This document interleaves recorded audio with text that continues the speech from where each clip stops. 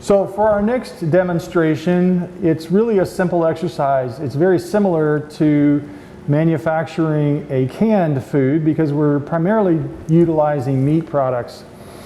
As you may have previously seen in some of the footage, Samuel, my assistant here, Samuel Kippertich, who is a PhD student in my lab studying food safety, he's undertaking a project in raw food to be able to evaluate the microbial safety of those ingredients or the food products themselves and determine whether or not there's some intervention strategies we can use to control the pathogens. So to do that, we have to first construct a food. And so Samuel has secured all of the raw materials. And in this case, Samuel's gone to the store and purchased turkey necks, turkey breasts and thighs, sweet potatoes, carrots, apples, and then he has added to that vitamins, trace minerals, salt, and some fish oil so that we could have a nutritionally complete and balanced product. Did I miss anything in there? I think the chicken livers is what I missed. Chicken livers and rice. And rice, very good. Thank you, Samuel. So we went ahead and cooked the rice, but everything else is raw. Is that right? Yes. And so we've taken those raw materials and we've then ground them through a hamburger grinder to create a meat mix and the fruits and vegetable rice mix. And over to my far left here in front of Samuel are all of the dry ingredients that he's pre-weighed. In that is flaxseed, salt, monosodium phosphate for phosphorus source. What else? Potassium chloride. We do have some potassium chloride too. And I think that may capture most everything. Yep. And then the fish oil. So what we're going to do, we're going to use this little handy dandy sausage mixer. You can use any kind of apparatus to do that. In a larger factory, what we would do is grind these meats and include them into a very large paddle mixer. So it's this kind of an apparatus, only mechanized and much larger. So let's try this out, Samuel. Hopefully it all fits into the mixer. So first we're going to add our meats. Oh wow, it went in just right. Cool. And then we're going to add in a mixture of rice and veggies. All right, let's get all of those out of there. Good show. All right, then let's give it a little bit of a mix. Go ahead and add the fish oil in there. Just kind of drizzle it all the way throughout. Okay. You got to keep in mind that all of this needs to stay cold. We don't want it to get warm and start to congeal. Okay, we're going to give it a little bit of a mix here first. Kind of get everything incorporated. This is the hard work. Okay, so we've been mixing here a little bit, usually 3 to 5 minutes, depending upon the type of mixer that you have and how efficient it is. We've just about got this all blended together, and now I'm going to ask Samuel to kind of gently sprinkle. Go ahead and just tip the plate and just, there you go. Go ahead and mix everything up and then just kind of spread that throughout the mix.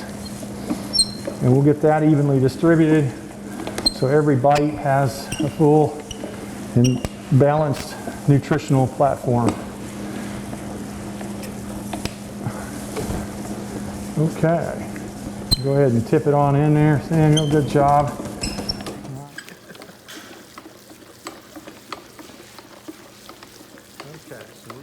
So we've thoroughly mixed the batter, and one of the big things that you may note that are difference between these raw foods, frozen, freeze-dried, and others is that we've not added water. We're trying to keep the material to the about the same viscosity as the raw materials going in.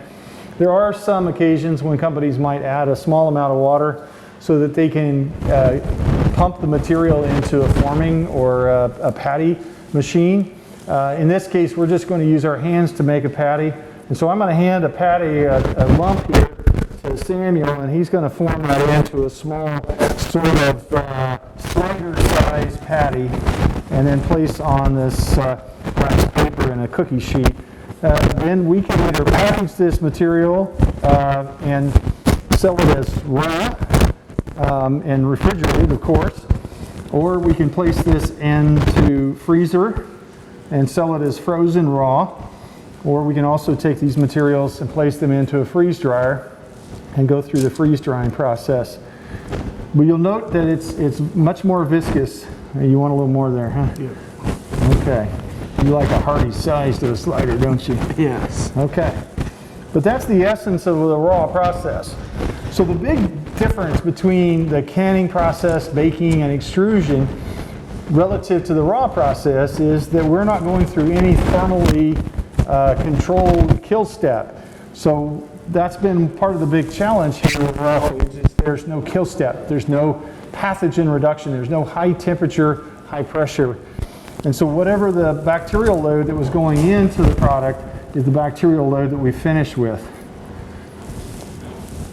Now, generally speaking, that's not a big issue for the dog, but we have concern from a public health standpoint that we don't create some sort of a epidemic of disease relative to enteric diseases like salmonellosis in our homes, and that's a big risk. And so one of the things that some companies will do is they will form this product into a chub and take it through a high pressure pasteurization. High pressure pasteurization is going to, in essence, pasteurize that material by breaking down the cells under high pressure of those pathogenic organisms. Secondly, some companies have even explored another cold pasteurization process, some that we would deem as irradiation. Yes. One of the big challenges of irradiation is we have to know what the bacterial load is going in for the food, so we get the proper dose of irradiation. And we don't under-process it and end up with even more challenging products. Keeping in mind that in a commercial operation, we might add a small amount of water to thin it or decrease the viscosity so that we could pump it or put it into trays. These would be patty machines, just like you would pre-form hamburger patties. Some companies also turn them into small nuggets using a small scale extruder head to be able to make a small ribbon, just like we would have done with our meats, chunks and gravy canned food. And then they would cut them off at various lengths, and that makes little meatballs. So there's all sorts of various applications and formats as you can do with this raw product. The big challenges we've already kind of alluded to is food safety. It's not that we're really worried about the food safety of the dog or the cat, although they can develop salmonellosis, but it's more about a public health issue, and we're trying to make sure that the folks in the home that are feeding these diets to their pets don't develop some sort of a bacterial infection in their gastrointestinal tract and end up with things like salmonellosis or some sort of a food-related illness. Well, I've been doing a lot of the talking here. Hopefully I've covered most of the details. Samuel, did I miss anything? Yes, from a food safety perspective, our biggest concern at this point is cross-contamination, because if this, so a dog owner or cat owner might go to the stores and actually buy this product, but then if this product comes contaminated into his home or her home, in the process of preparing these meals to give them to their animals, there's a risk that the salmonella in the product might contaminate the bowls, might contaminate the surfaces, the kitchen surfaces around the house. And these pathogens could potentially move into the food. So for example, if we contaminated this cutting board using this meat, and then later on somebody else in the home came and prepared a salad from here, there's a possibility that if this product contains salmonella, this salmonella might contaminate the salad, and because the salad is going to be eaten raw, somebody's going to get sick. And our concern here is for the people that we call the YOPIs, so Y-O-P-I-S. So these are the young people, or the old, the pregnant, and then the immunocompromised people. So these are the people that are at further risk if they contract foodborne diseases like salmonellosis or listeriosis, or even an infection by sugar toxin producing E. coli. And that is why the FDA is trying to get product formulators to find a way to reduce the bacterial load of this product. Thank you. Excellent. Thank you for the additional contribution and providing some relevance for why this is really important that we make it right and that we do these products in a safe manner. Now, besides just feeding this as refrigerated or frozen raw, another application that we're seeing gaining great popularity is freeze drying. And freeze drying is a special process of removing moisture from products without using heat. And it does that by bringing the temperature to the product at the surface level just ever so slightly up beyond freezing, so that we get a change in the water at the surface, and it goes from solid straight to vapor without going through the liquid phase. That's known as sublimation. And the idea here is that we would freeze these patties, place them into a freeze dryer, and this is a small scale lab type freeze dryer. An industrial process is going to look very similar though.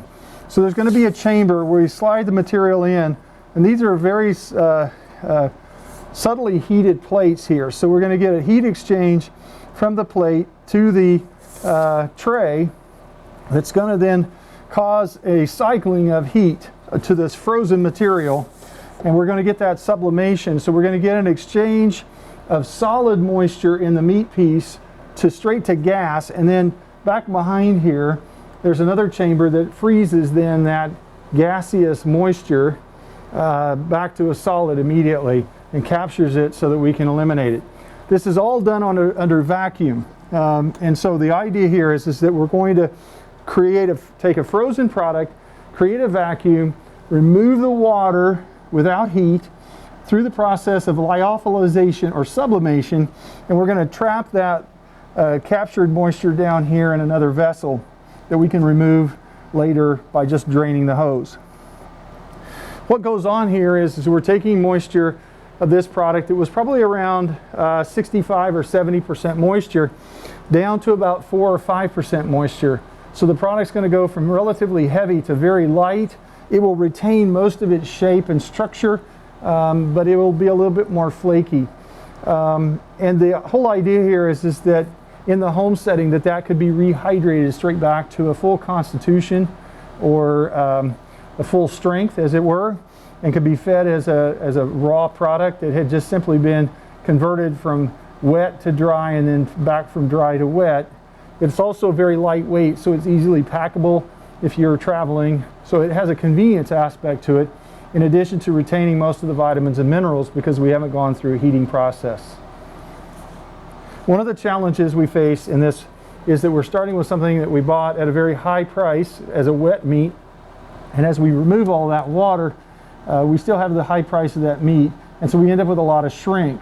We're going from about 65 or 70% moisture down to 5, and so the total mass of the product goes down dramatically, and yet we still have the cost incurred of the total product. And so freeze-dried products tend to be extremely pricey, in the neighborhood of $15 to $20 per pound for a meat product that you may have purchased at $1 a pound. It's also a very expensive process because we're using vacuum and freezing, and so it is an expensive batch type process to run. But again, it is becoming very popular. What it does avoid, as well as the raw process that we've talked about previously, is any kill step. And so just by virtue of drying it doesn't mean that we've removed or eliminated any of the risks of pathogens.